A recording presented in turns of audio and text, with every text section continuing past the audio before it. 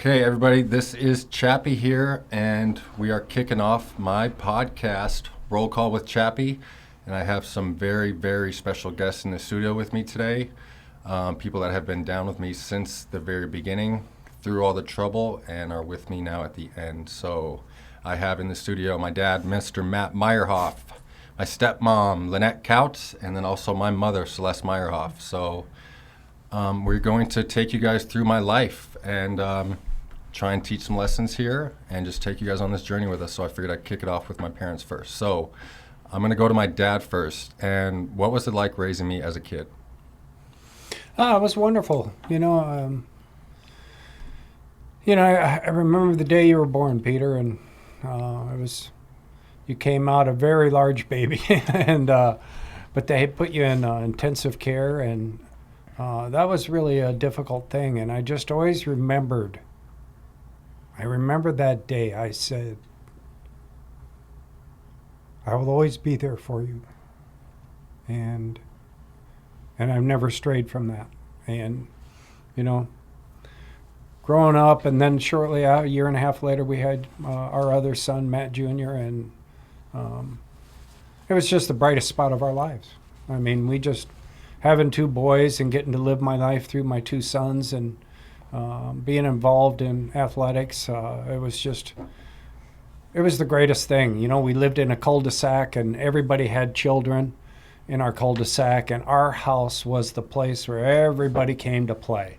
Whether it was throwing the football with the kids and playing street football or playing hockey, I remember, or playing baseball, and just everybody congregated because we were at the end of that cul-de-sac. And we had so many kids that it was the greatest time. It was just memorable for me that I got to be there with the boys and raising them, and then that led to eventually coaching them in baseball for, it was 11 or 12 years. And, I really thought that I wanted to be there as a father, and that if I coached them and was involved in their lives, that we could have a very special life together. And I wanted to be that father. So it was great. It was the greatest years of my life were those years when I was in the dugout with you boys and coaching you guys. And I mean, we played baseball year round. Every weekend was a doubleheader. Practices during the night at week, and then somebody always sleeping over and always having friends over. And it was so much fun, and especially for me. I don't know about you because I was the coach, but I mean, I loved that life we had going there, So that was it almost brought tears to my eyes right now thinking about that, because I forgot how good we had it as kids. I always share that I didn't play video games as a kid. We were in the streets, and whether it was playing football, baseball, and you were always the all-time quarterback. And then we always had mom in the house with all the kids all day because she ran the daycare, Mm-hmm. So like I always share, I had no reason ever to go to prison, It just shows that anybody can go to prison, and you do enough bad stuff and keep racking them up, bad things are going to happen to you. So I want to get your take on me as a child, Mom. We were playing sports in the streets with Dad, but how was it with you with all the kids in the house?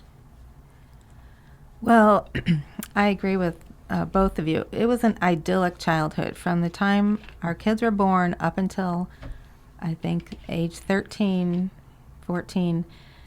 It really was the best life that I think we could give our children. We had a cul-de-sac with 17 kids their age on the cul-de-sac. We were the only ones with a pool, so all summer we swam. I did daycare. Their dad coached them and played every sport imaginable, rollerblading. Just, we had so much fun on our cul-de-sac. People, it was renowned that we had the most fun block, and I loved to cook, so I always cooked for all the kids, and every weekend we had water volleyball parties. We had 4th of July parades and picnics, and we were in the newspaper a couple times. We just had a fun blast of a block. It was just an amazing, fun time. After all that settles down, you two split up. You went off on your own. She went on her own. We kind of stayed at both split residences and stuff. And when did you start noticing a change or anything veer off course, or was it like overnight, or did you kind of see me starting to stray down the wrong path? Because I've honestly never even asked you these questions to this day, so this is the first time anybody's hearing this. I think you guys were like 7 and 9 when the divorce happened, and I always thought you took it better than Matt Jr. And I always thought Matt Jr. would be the one that would give us a lot of trouble with the sorrow that goes with a divorce and splitting up a really good household that we had for a very long time. And it was when I saw the change was like around middle school. We were still coaching, still playing a lot of sports and baseball, but the kids were getting older and starting to spend nights over at their friends' houses. And that's what I remember is, that middle school, that high school is when I noticed there was a change, and there was some anger issues. There was, not coming home, and it just kind of escalated. And what a lot of people I feel like don't realize, and I've just been doing a lot of thinking about that lately, is a lot of it is unsupervised kids at home. I would always hang out at the friend's house whose parents weren't there, and we could get away with anything we wanted there, and when you're kids and you have plenty of free time, there's all kind of stuff you can get your head spun up on. So obviously you saw it kind of going downhill. When did you notice that I was headed for trouble? It was the whole change in your demeanor. You just had this I don't give a crap attitude, and you could care less, and you'd start to, going back to when we were coaching and everything and the kids were hanging out, we just were laughing and joking, and then all of a sudden there was this change, and pretty soon, I couldn't do anything right. You were always mad. You were always angry. You'd storm off. You'd go spend the night with friends, and I saw that, and what I really knew, Pete, was I was going, oh my gosh, he's living my life, because that's what I did to my parents growing up. And, so I saw it happening, and it scared me. Was that about the same for you? Because you guys weren't together. So does that when you started knowing I was going down a bad path? And how much did you think that possibly was just trouble as a kid, or were you worried that it was going to be something more severe at that time? Because I didn't even know how much trouble I could get in until I got in that much trouble. Yes, I wasn't ready for all the trouble that you did get into, but I just remember, I think it started in middle school, but then in high school, it seemed like you were just going to school to be a socialite. You just didn't care about your classes anymore. You could not focus on your schoolwork. You were playing sports in high school, but if you got a D, they would kick you off the team, and then that made you matter. So it was a lot of teenage angst, which happens naturally, and then it just was like a whirlpool pulling you down, and there was nothing that it seemed like I could do to turn it around, but I didn't realize how fast it was going to happen. And like I said, you were going to school to hang out with the kids, but you would not even go into the building. I would drop you off at the school, and then I'd pick you up, and sometimes you had 25 kids around you that you were talking to. It looked like you were giving a lecture or something. You were so popular, and people just gravitated toward you, but you weren't going to school. And then they would, once you missed one class, they'd kick you out of that class. Then if you missed 2 classes, they'd kick you out for the semester, and they'd suspend you all the time. And the school system was not our ally. It was just hard to get any help from the community if your kids are going downhill. I remember specifically one morning dropping you off and pointing at the door saying, Peter, I just need you to go in that door right there and go to school today. And then I drove to work, got to my office, and the school called. Said, where's Peter?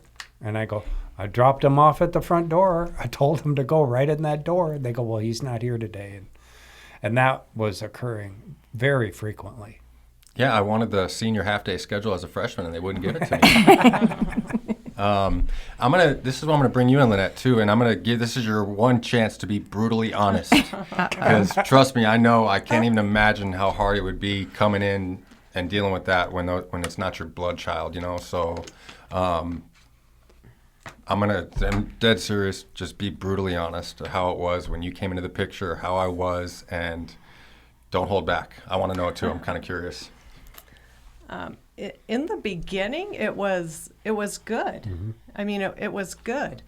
You know, I got along with you. I think I got along with you better than I got along with Matthew. Yep. And it was good. And, you know, we did things. We did the baseball and, you know, and then, you know, middle school came, and it was, you know, it was difficult for me because your dad was working a lot, your mom was working a lot, and I was kind of left in charge, but with really no authority, right? Nobody, I had no authority.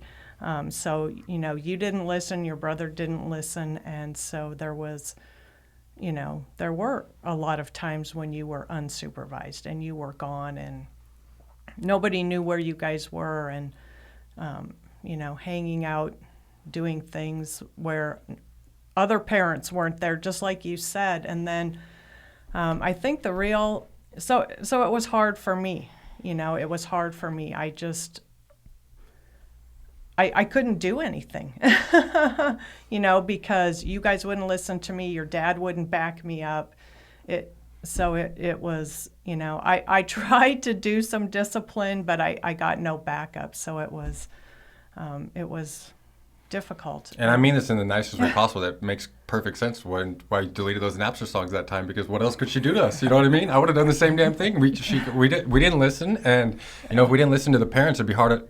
Damn sure it's going to be hard for us to listen to you. So here's the next topic I'm going to get to, and I'm going to be very, very real about this. And I feel like this is a big issue in the world or our country today. So I've given it a lot of thought, and I'm choosing to be very open and honest about this. When I was a freshman in high school, drinking and partying, doing the same normal thing that me and all our friends used to do, and we were so young we weren't driving, so me and a buddy were hanging out at mom's house, and this time she's a flight attendant, so she's gone probably 3, 4, 5 days a week.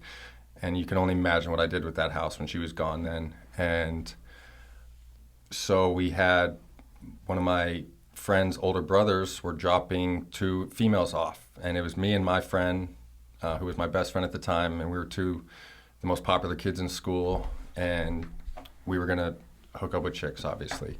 So it was 2 females and us 2, and then her older brother was going to sneak them out of their house, because that's what we used to do back then.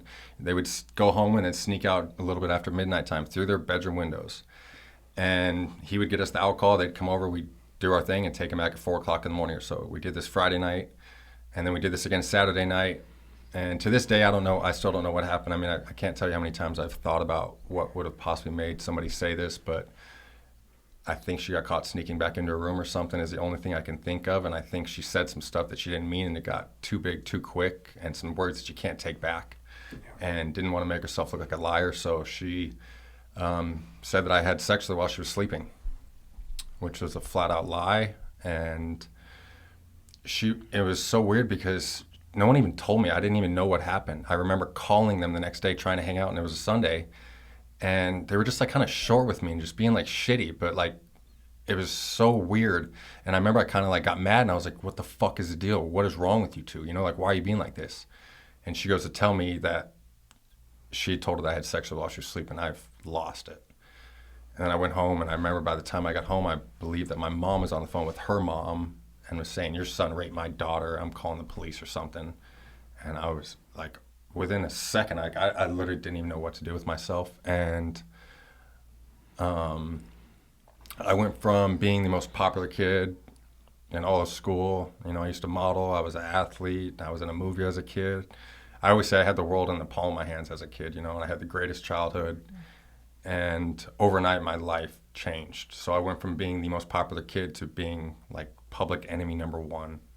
And nobody backed me up. my best friend that was there with me that knew what happened didn't back me up. And we're going to get into this later, but that's the person I ended up robbing, which is what sent me to prison for 12 years. So I remember we had to withdraw from school. I couldn't even go to school because people were trying to jump me. Like it was crazy. I still remember sitting in our backyard and they came and just vandalized the house. They were throwing boulders through our windows, and it was as bad as it could have ever been, literally overnight. So what I did in turn is I can't go to school, so I started hanging out with dudes that aren't in school, and that's when the hard drugs come into play. Right. And I always say, I went from not touching that stuff to within a year and a half, I blew through 2 rehabs, and I was in jail waiting to go to prison. So I want to get your guys' thoughts on this, and this is kind of a tough topic for any of us to talk about. What were your thoughts when that initially happened, and were you like speechless? Did you believe me? Or I just want to hear your thoughts. We've never talked about this because it's been kind of like a resentment or something I've just like kind of pushed under the rug and didn't even want to think about again, but so what were your thoughts when this initially came out? Well, shock and horror. I mean, I was just terrified, and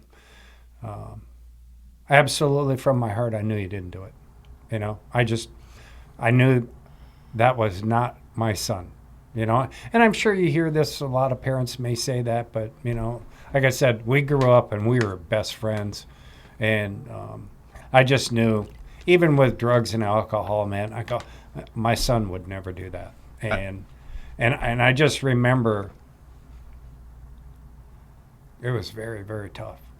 And my heart went out to you, Peter. It just, because I could see how it destroyed you, not being able to go to school. I remember you being terrified. I dropped you off one day, and then I had to leave my office to get to the school to protect you when school got out. And I remember telling you to get by the cop, the school cop, and just wait by him until I get there in my truck, Pete, and I'll pick you up. But I mean, that was what we were going through, It was a bullshit story made up to protect somebody, but the kids wanted to do justice, and they pursued you. And man, I didn't want you to drop out of high school, but then I knew you couldn't be protected. They were going to get you, and that was a horrible, horrible existence for us. And I could only imagine what it was like for you to try and go to school and wonder, are they going to get me today? Right. And, it was a tough time. What about you? Are you going to be able to get through this and get a few words out even without crying? Yeah, it was really, really hard. I'm not going to promise I won't cry, but I remember the first few days you did go to school, and no one would sit with you at the lunch table except your cousin Sally.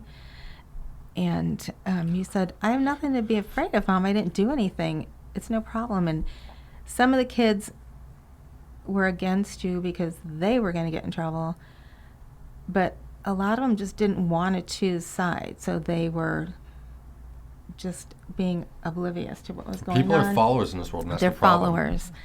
And I thought, here's my son at 14 or 15 learning a lesson that as adults we have to learn in our 30s and 40s, that who can you really count on in life, who can back you up. And it pretty much was only your family that really backed you up. I knew that this didn't happen because of the reputation of the person involved, and I honestly didn't even know what the term sexual assault meant when the police came to the house and told me that. And I said, what does that mean? I didn't know that meant rape. I was so naive. I did not know anything about the legal terminology and the legal system in this country, and it's not a fair system, and it takes you down a rabbit hole very quickly. For sure. Do you have anything else you want to add about that, Lynette? Or? No, I really kind of forgot about that. I mean, that was the start. Mm-hmm. That was the start of the whole, really the quick slide down. I mean, I had forgotten about that you had to stop going to school because, yeah. Literally wasn't safe. Yeah. Well, and on that note, to prove that it's not safe, 15 carloads of kids came to our house on a Friday night. They threw a 65-pound boulder through my front window. My brother and I and Matt Jr. and a friend were in our hot tub in the backyard. We thought a car crashed through our front door. And there was, I counted 15 carloads of kids attacked our house one night. And I can only imagine if they were willing to do that, what it was like walking down a school hallway, right? And just so everybody knows how quick this can happen to innocent people out there, I mean, her parents called the police. I had to agree to take a lie detector test. She wouldn't take a lie detector test, and it went away like that. But it's still always there. You know, I remember when I went to prison, I was in like your normal intake, which is where they go over all your stuff and see if they can put you in regular housing. Yeah. Do you have any enemies and all this and that? And then he tells me, he goes, what about this sexual assault? And I'm like, what the fuck? How is that there? I was like, that is bullshit. And I told him the story. I was like, offered to take a lie detector test. They threw it out. I'm like, how? I'm like, I am absolutely fine. I'm going to general population. And I'm like, I don't know what that is. But so it still stayed with me even when I went to prison, you know, and I didn't do anything wrong. So clearly I know you guys are worried about that. And you already saw me kind of, my lifestyle deteriorating a little bit after this happened.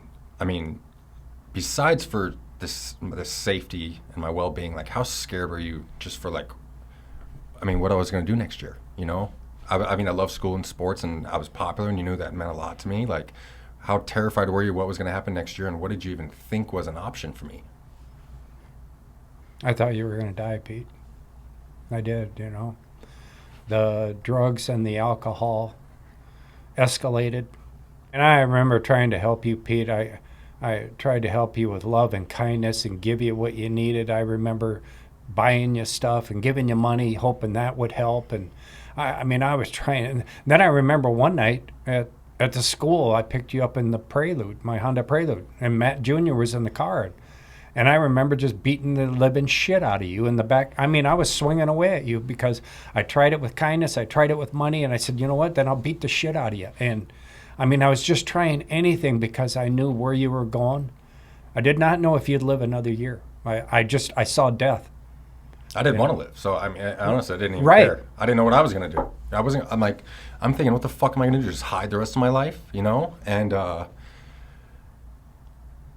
man, so the drugs can go downhill so quick. You know, I would like to party and stuff, but I didn't start doing the hard drugs until this happened. And that's when I got introduced to crystal meth, which I had never touched before.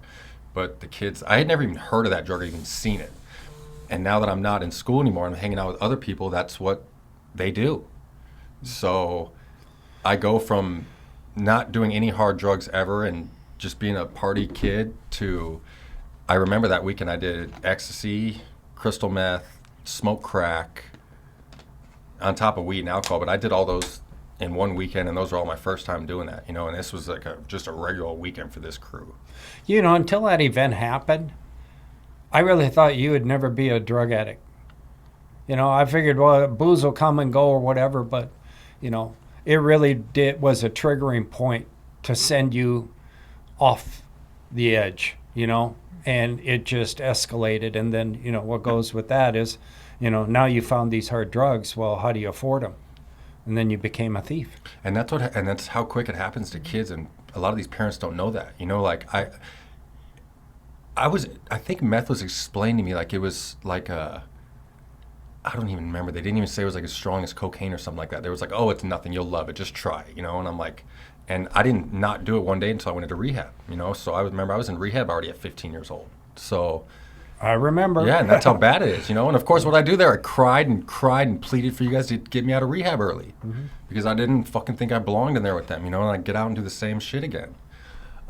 So leading up to the prison thing, obviously you guys are terrified at this time. By this time, I'm full on doing the drug thing. At this time, we have pretty much no relationship with you almost. I still remember vividly one time, and because that's what I did. I went over and lived with my mom because she was a flight attendant, so I could get away with whatever I wanted there. You know, she had to make a living, and I just took advantage of every situation I could have possibly taken advantage of. And I remember one time Matt even came over to her house, and I'm all drugged out with my buddies, and I remember he was like, begged me. He's like, Dad even says even if you're high, he doesn't care. Just come home. Because that's what I'd do. I'd get high and hide over there, you know. And I was like, he fucking said I can come over there high. He's like, yeah, and I remember thinking, I'm like, Jesus Christ, and he must fucking just miss me, or like, I'm like, how fucking bad could I be that my daddy wants me to come over high because he knows I can't come home sober. at this point were you thinking prison was it's either got to be death or prison? It's the only two options to me at this point, right?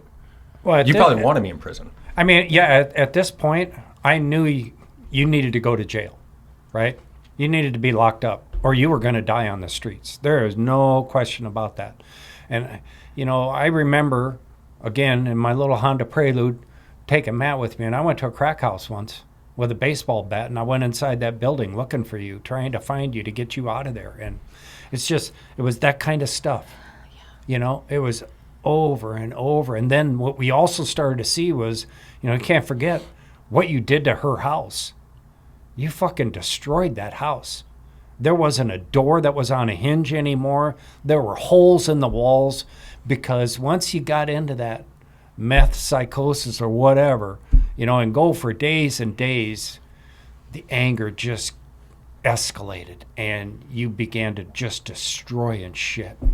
I want to share one more story. Please. This is where the drugs took you. I knew I had to run home one day because I was fearful you were going to break into my house, your father's house. And I got there, and you and your buddy were in my house. And by this point, I had kicked you out of the house, so you were no longer welcome in the house. And as I pulled up, because the car was out in the front with the doors open, I went in the garage, and you guys came out the other door. And you were running down the street with my fucking TV. And I remember getting in my car and chasing you, and we hit 100 mile an hour. And then I just shut it down, and I said, he's going to die. I'm chasing him for goddamn TV. But that's where the drugs took you. Everything started to disappear. She lost jewelry. Lynette lost jewelry. No money was safe in the house. No billfold was ever safe. And then Change. anything. I shared this yesterday. Anything of value. When I shared this yesterday, I remember she had an antique coin collection. And I shared about this last night. And I was like, I fucking sold her quarters for a quarter. And they're antiques. Oh, my God. I literally sold them like penny for penny what the fucking coin was worth, and they're fucking collectible antique coins. So yeah, I mean, there wasn't nothing. I mean, I didn't even know if honestly myself, I didn't know if I even wanted to go to prison or I think I was just doing whatever. I didn't care if I died or what. Like, honestly, at that point, I don't even remember too vividly because it's kind of a blur. I just knew I was headed for prison. I didn't care if I died. I honestly wouldn't even have minded, I think, if I would have died at that point. I feel like it would have saved me a lot of stress. So It was going to be one or the other. For sure, absolutely. So about this burglary. I also wanted to say only one time I kicked Peter out of my house too. I told him I didn't want him in the house anymore. I just couldn't take anymore. And I was sleeping with my wallet in my pillowcase because, like you said, nothing was safe. He had taken our VCRs and sold them, his brother's little TV, and I was a single mom. It was hard to come by those kind of things, but nothing was safe in the house. I did finally kick him out once, and he came back 4 days later. I did not sleep for 4 days. He came back and he told me that he had slept at his drug dealer's house, and they had machine guns mounted on the wall. And when I thought about my child sleeping in a house, I'm afraid to even look at a gun. Think of him sleeping in a room for 4 days with guns mounted to the wall. It broke my heart, and I could never kick him out again, which, it happened, and that's what I did. Not proud of it, but... Well, and honestly, it didn't matter if you kicked him out. We kicked him out of our house so many times, and he would just break in. I know. He Right. would just break in and whatever. And break out. That's why they found a concrete metal cell for me at the end of all this. So anyways, obviously I know going back that a lot of people obviously weren't surprised and were even just happy that I went to prison. When I got locked up for what sent me away for 12 years, what are your thoughts when you think back that time? And did you think, because obviously we already said you were happy I was locked up, so at least I was safe and I was off drugs, but how much of it was you were happy that I was off the streets, and then when did it come into like, holy shit, what did he do? Or because I didn't think I'd get 12 years in prison. Were you worried about that, or were you just more happy that I was off the streets? I was happy you were off the streets. Honestly, I knew something bad was going to happen, and Lynette knew it. Your mom knew it. Mm-hmm. We just knew something bad was going to happen, and that maybe going to jail and being locked up or going to prison. I was okay with that. I seriously, I was because the way you were going, it was a death sentence. Yeah. And then, so a lot of people that don't know my story, I was on 18 years old. I get arrested for countless things: cash and forged checks, Huh. pounds of weed in a backpack, stole a brand new Mercedes-Benz from the Mercedes-Benz at Chandler dealership. It still had plastic on the seats, and then they let me out and I get probation for all that. Trash in hotel rooms. Mm-hmm. Stealing the Buttes, and we were stealing TVs out of the rooms of the Buttes Hotel. Right. We've done it all. And I get out on probation after that, and then I get arrested for this big burglary, and they just threw the book at me and gave me 12 years in prison. I remember our sentencing telling the lawyers, because we were supposed to get, I think, 4.5 to 6 years. That's right. And I remember telling my lawyer, I can't fucking get 6 years. I was like, oh, I don't care, just make sure I don't get 6 years. I didn't know how I was gonna do the 4.5, but I knew I couldn't do 6 years. And I remember this day like it was yesterday. Because we fought the case for almost 2 years in the county jail. It took forever because my case it was all over the news, and it was a really bad case. A few $100,000 in jewelry was involved. And I remember the sentencing, and I was just so excited to finally go to prison. Like, I was just sick of being in the county jail. And we go to my sentencing, and my lawyer won't even come near me. And I just had a bad feeling. Right then, I knew it. I was just, because you remember, we're all shackled up in the jury box, and you guys Right. are down there in the seats. And usually when that happens, especially if you have a sentencing case, right when you come there, your lawyer will come up in the jury box to you and talk to you, and he wouldn't even fucking look at me. And then finally, I just start jingling my chains around, and like kind of nudged him to get over here. And I'm like, what the fuck is going on? He hands this thick ass police report, or pre-sentencing report. And I'm like, what? Like, I'm still 19 years old at this time. I've been in county jail almost 2 years. So I'm like, what the fuck is this? And he like points to this, and the prosecutor's asking for 13-year sentence when she had already said that she would recommend the minimum to us. And I remember the judge, when he sentenced me, he said, Mr. Meyerhoff, I find your sentence mitigated for the fact that you were only 18 years old at the time you committed this crime. I find it mitigated for the fact that you're on drugs at the time you committed this crime, so I think you have a drug problem. And then he says, but I also find it aggravated for the amount of jewelry stolen and the fact that you were on probation. And his next words are, and I remember this verbatim, so I think this calls for an aggravated sentence of 12 years. And I remember I was bawling, getting through my speech and talking, and we had the whole courtroom filled up with family, and I think I just got numb when he told me 12 years, and I mean, because I remember everything vividly from that morning. I kind of blacked out after that, I don't remember too much. I remember Nani in the back there yelling that she was just wanting to give me a hug because she said she was going to be dead by the time I got out of prison. And what were your thoughts leaving court that day? Because I've never known this because I was in jail. So like, what were you guys talking about, and what happened after I got 12 years in prison to you guys out there? For me, I went into that sentencing hearing, and what I'm hearing is he's going to get 4 to 6. Right. And I'm thinking, I can deal with that. At least my son will be alive.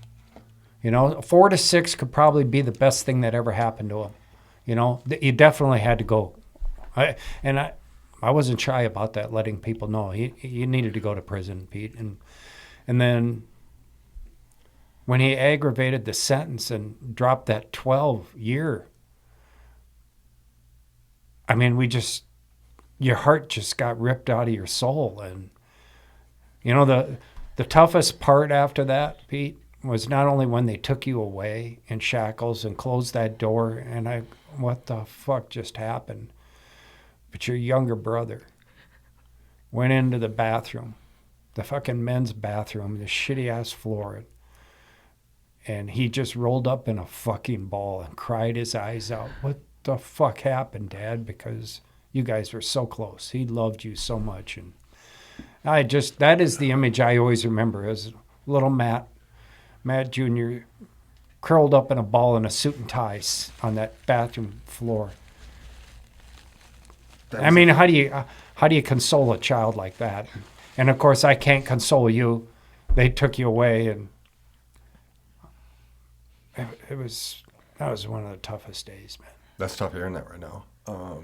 That's my first time hearing that. Yeah, I didn't think you knew about that. What about you, Mom? Because I'm sure you guys didn't drive home together. So what were your thoughts right afterwards? I was with Nani, your grandmother.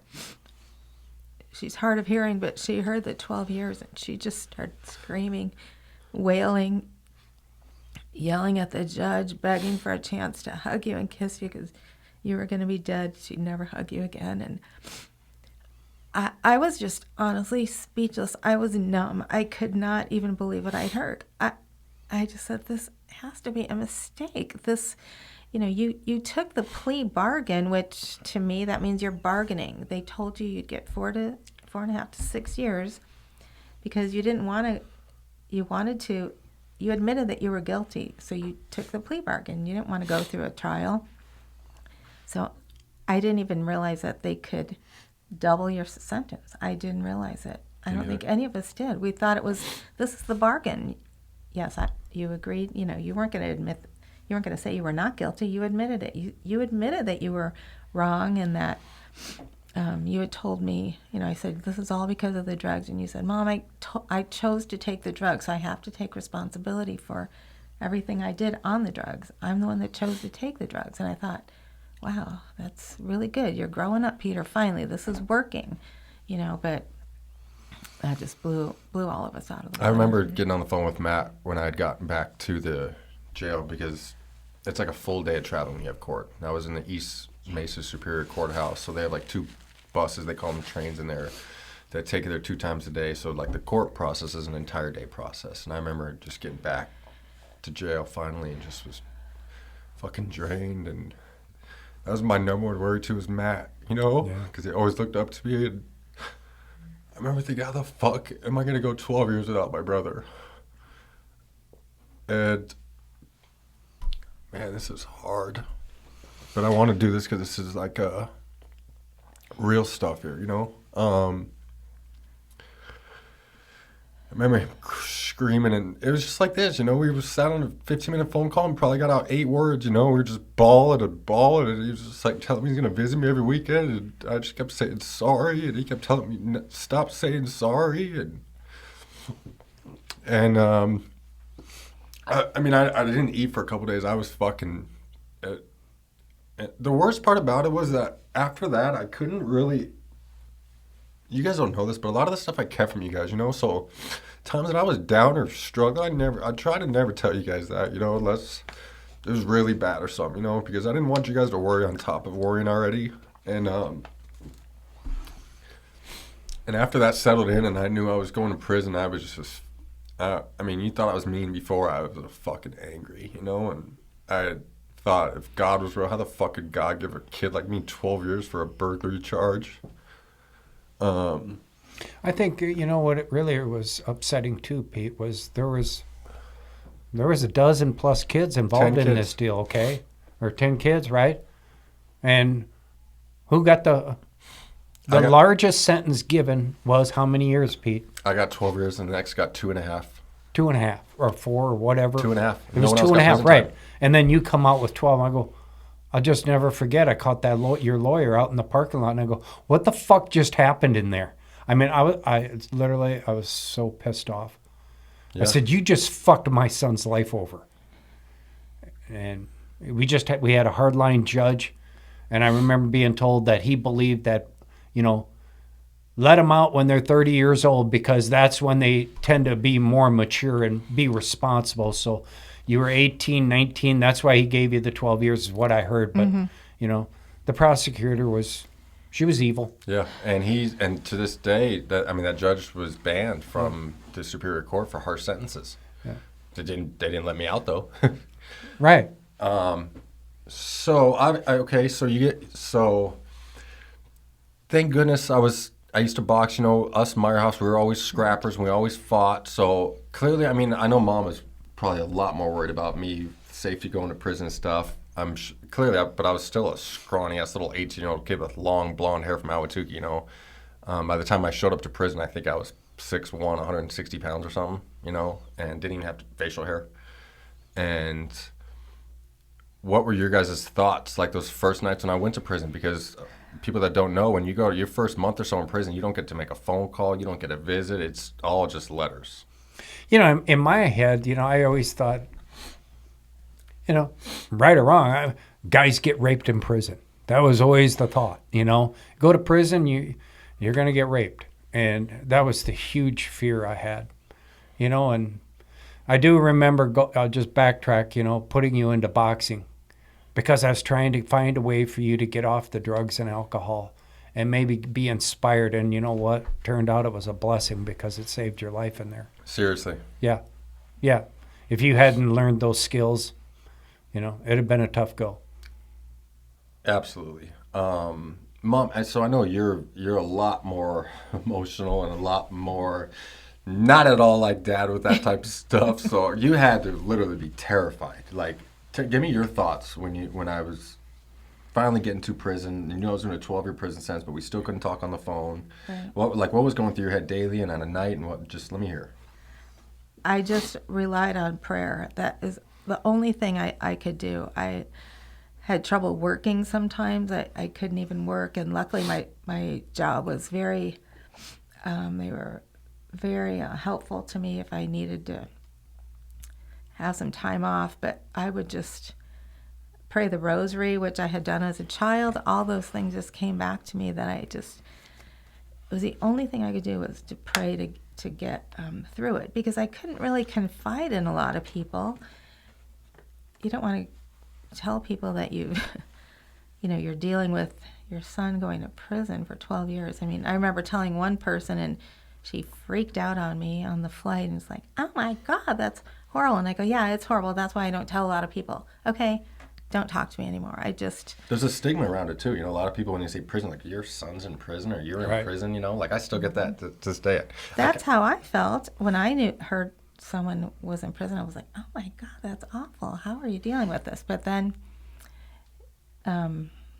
you have to be strong when that's the only choice. You don't have a choice. I used to have the belief, you know, if you do the crime, you do the time. Right. Lock them up, put them away. Right. You know, that was my mentality. Mm-hmm. I got involved because you got in prison, and I found, you know what, there's a lot of good guys in the prison system. Right. That just made bad choices under the influence of drugs and alcohol. Yep, absolutely. So, you know, I said I kept a lot of the stuff when I was struggling from you guys in there, and I also kept a lot of the prison stuff, prison politics from you guys. You know, I didn't want to give you guys any other worries, you know, so when you come in, when you're a kid, you know, they kind of ask you, like, what are your plans? What do you want to do? Come to find out, they didn't even believe that I had gotten 12 years for a theft charge. Like, they were like on me about getting my paperwork, and your paperwork in there means like your charges. So you have to have your plea bargain, police report, whatever the case may be, because these OGs literally told me no one gets 12 years for a fucking theft charge at that age. We want to see your fucking paperwork. And I was such an oblivious kid. I was like thinking, oh, okay, why the fuck would I lie about that? You know, I didn't even know, like, because of sex offenders or snitches, that's why they want to see all that stuff. But I'm from Ahwatukee, you know, I don't know none of this stuff, you know. And so they tell me that, and then they have this little talk with you, and then they say, you know, literally one of the first things they told me when I got to that prison yard, you know, one of the guys that was running the building runs all the rules down to me, and he's like, "Youngster, you know why they call it a sucker punch?" I was like, "No." He's like, "Because you're the sucker if you get punched." I was like, "Okay, what does that mean?" He's like, "It means if you even think you're going to get into it with anybody or anyone raises their voice at you, you just fucking take off on them." And I'm like, "We're allowed to do that here? Like sucker punch people or whatever?" He goes, "This is fucking prison." And I was just like, thank God at least I had that, because I knew I had a fucking knockout punch, you know. So, but I remember it was like I was just it's so hard to explain, because I remember walking that prison yard, going to dinner that night, my first night there, and you walk like, all the buildings are all aligned usually around a rec field, and then you walk in like a big circle to go to the chow hall. And I remember walking around that circle back to my building thinking, what happened to my life? It was the first time I felt like I was just like, you couldn't even see me. Like I was invisible. Like first time I felt like inferior to everybody. It honestly didn't hit me until that walk, and I was like, oh my gosh, how am I gonna go this fucking next 12 years just being like, and I always say the word lame, like I was just like, that's how I felt. I felt like some little fucking lame kid that didn't know shit, and like I damn sure didn't fit in with these prison guys, but I'm stuck here. We're like, what the fuck am I gonna do, you know? And it's crazy how much violence is a part of prison and how much it can do for you in there. Because I remember one of the guys kind of told me that they thought I was like maybe gay or something, because I had like long blonde hair and I was a little pretty boy, you know, and I was like, fucking gay, what the hell? So I was thinking, I'm like, I have to show these dudes. And I remember hearing about like heart check stories, and so I made it a point, and I didn't like my neighbor that lived in this cubicle next to me. When I say neighbor, that means like the little cell area next to me. And of course I had gotten a dude that came in from the county jail that I knew that he was one of the like the OG dudes that had been to prison before from the county jail, and he comes in and moves right next to me. So I'm like, this is a perfect time to show him I'm tough because he's already been in prison, and two, show everybody here I'm, for one, not gay, and two, I know how to scrap. And we were playing spades, and this guy that was running the building, he was just an old grumpy guy, but he had been down, I don't even know, over a decade straight, would be up in there working out at 5 o'clock in the morning in the bathrooms and stuff, and he didn't like us playing spades because one of the chairs would get in his house, and he didn't like me as it is because I was a little punk kid and he'd been in prison for a long time. You know, I was that way at the end of my sentence as well. And I remember telling my cellie if he says something to me after count, because we all have to lock down for count, which is that's when the cops come in to count to make sure everybody's there. And he had said something to me before, and I told my cellie if he says something to me after this, I'm just gonna fuck this suit up. And we go to sit down at the card table, and he says something about us playing cards in his house, and I said some smart ass back to him, and he goes, "You fucking little young kids," and goes to turn around to take this chew out of his mouth, and I'm like, "Fuck, that's my time," and I just get on him and just start fucking wailing on this dude, and they end up pulling me off him, and the guy, I mean, not hypothetically, the dude was literally twice my size. I mean, he had to be 250, and I was 160, you know, and they pull me off him, and I'm like, he's fucking bleeding everywhere. They're like, "You good?" I'm like, "I'm fine," you know. And I was like, "Ask him," you know. He spits, and I remember they asked him, "You good?" He spits up blood all over the floor, and I'm just like ready to scrap again. I don't know what's going on, and it was over with. And then we get locked down for a day, and it's so crazy how one little thing can turn your life in there, you know. Because remember, I was a nobody. Nobody knew me. Nobody recognized me. And just going to chow the next day, then I'm like getting approached by these OGs. "Yo, youngster, I heard what you did, blah, blah, blah." And I'm like, fuck, here we go. You know, this is how I can at least do this. See, that was our biggest fear. Matt and I would talk about it. Your younger brother, is he going to get institutionalized? Yeah. You know, we just wanted you to do the time and get through this deal, and we'll have a wonderful life. We'll make sure you have a wonderful life when you get out. But don't get caught up in all that bullshit. And shortly afterwards, you're in it. Yeah. But, you know, and again, it's not for me to judge because, you know, I'm not the one who gets the door slammed on him every night. And I said, I don't know what you got to do to survive, but, you know, just try and be safe and try and not get more time. And let's get this deal over with, but we'll get through it. Yeah, so I remember I did that, and then the next guy that was, there was some snitch in my building, and he was one of the guys that kind of schooled me growing up. You know, it's so the shit you have to do in prison. It is so bad sometimes, man. Like, and then they tell me he's a snitch, and like snitched on his. I want to say he snitched on his wife for like they had a gun in the car, and he told the cops it was his wife's, and it was his gun. And then they're like, so I have to fuck this dude off now, because I already like raised my hand that that's the route I'm going to choose. When they give you their little talk, they say, "Are you just going to be a lame, or do you want to get into politics and stuff?" And I'm like, well, definitely not the lame one. That's all I said, you know. And I remember I had to get him like while he was drawing a card in my house.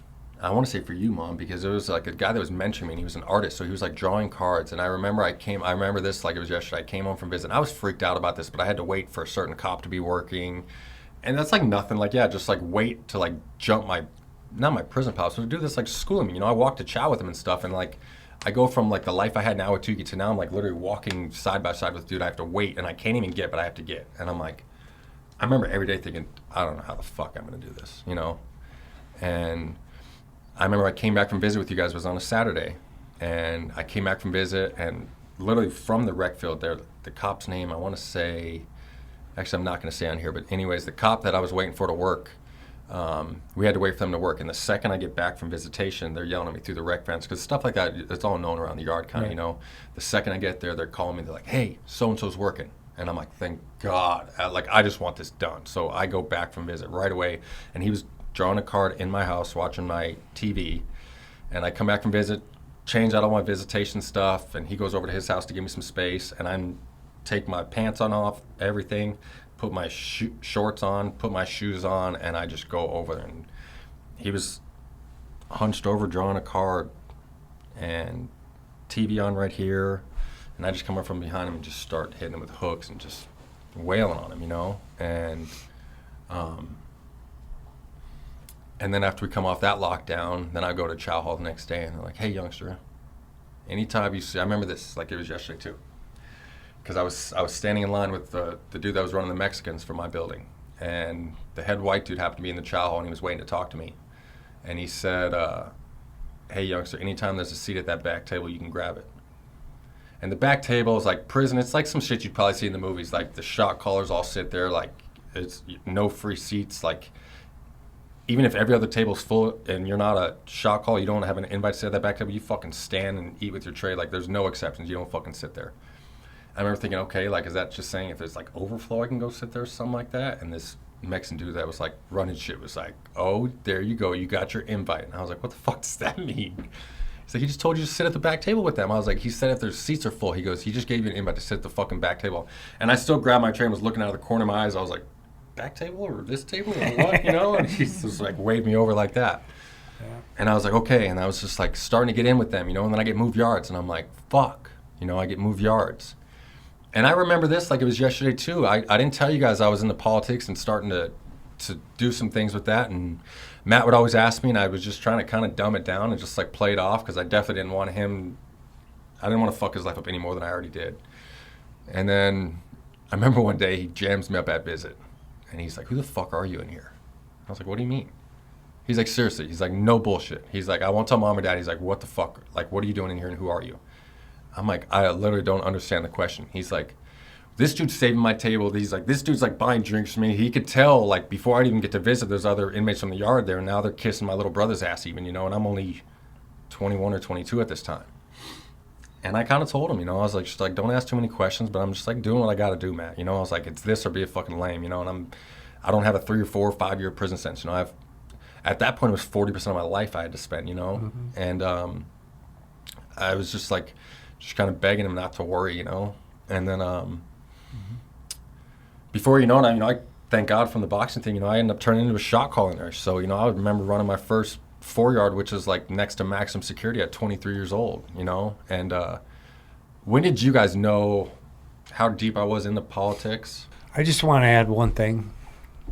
I remember the first or second visit at Manzanita. One of the guards came to me and she goes, "What is your son doing here? He doesn't belong here. He's not like the rest." And then the progression, as you were describing, began. But early on, even the guards were saying you didn't belong in that prison system. What about you, Mom? How quick did you start worrying about the politics, and did you even know too much? Because you're real naive with stuff, and some. Right. I didn't know anything about prison politics and what you had to do, but I was just worried about your safety. I just honestly never thought you were going to get out of there alive after 12 years. I really just prayed about it a lot. I went and visited you so much because I tried to connect with your feelings in there, like your loneliness. You know, you had nobody really. You had to make all new friends, but these are friends that, you know, you didn't choose to be with. So I knew you would do the best you could to get by, but, and I also remember our first visit, like you said, when you first get sentenced, you kind of disappeared for 3 to 4 weeks. We didn't know where you were going to surface. Anywhere in the state they could have put you. We finally got the call saying that you were sentenced to Tucson and we could visit you that weekend. So your dad, I, and Matt drove down, were nervous. We visited you. It was a great visit. I'm sure you didn't let us know anything. You were brave, and I knew you were hiding stuff from us. You had to. But I just remember your brother in the back seat in a fetal position driving all the way home from Tucson, did not stop crying the whole 2 hours back from Tucson. Just, and we thought, this is our life now. It was End of the world as we knew it. It was literally a prison sentence to us. It was, yeah, I mean, I felt it every day that Peter was locked up, for sure. and and then as the politics grew, and then things. I get a couple other drug habits in there. Right, I'd right. never even seen heroin before on the streets, and that's the biggest thing in prison. And then every time you get a call or something, you got to pay a drug debt or do this or that. I lived that fear of, Yeah. did Peter get killed? Yeah. I mean, it was a long 12 fucking years. Yeah, and sometimes I would use that to my advantage and manipulate you guys, Like, all right, fine, then fuck it, And, Right. So drugs and alcohol put you in the prison system, and then you get in the prison system, and what do? drugs, Yeah. and more Right. drugs. Right. I got worse on drugs there than I found needles. I never fucking seen a person that used a needle before in their life. And then in there it's every other person slams dope and shares needles in there. I remember a couple of visits where you were not Pete. You were totally vacant. You were going to beat the guard's ass because he was being rude to us during visit, and kind of realized then that, what, he's got some power on this yard, man, because this guard disrespected you, and he was going to pay a price, and and I'm going, oh my God, man, he's getting deep into this deal, and, and what we were hoping was just ride it, lay Yeah. low, but Right. Yeah, and that's what I'm gonna get into next. I'm gonna get into all the drugs in prison and how many more words you guys got once I started getting. I would say the worst was after I got situated after 3 or 4 years. So we're gonna wrap that one up and then touch on that next. We're gonna end that right here, though. Thank you guys all for doing this. This was definitely harder than I even thought. I knew it'd be emotional. Glad we got to do this. I'm chasing a dream right here. And I just want to let the public know that this is like a regular thing that happens to regular families. Like we were a regular family. We weren't like from the hood. I had no reason to go to fucking prison. I had no reason to get involved with drugs. But I want to show that it happens to everybody. And my biggest thing with this is to show that no matter what you fucking do to your life and how many times you ruin your life and how many times you do fucked up shit, as long as you change, it's never too late to change who you are as a person, and it's never too late to become successful. And we're not even going to get into the success stuff, but stay tuned, and that'll be in our next episodes. So thank you guys again. Love you. love you. Love you I do too. too.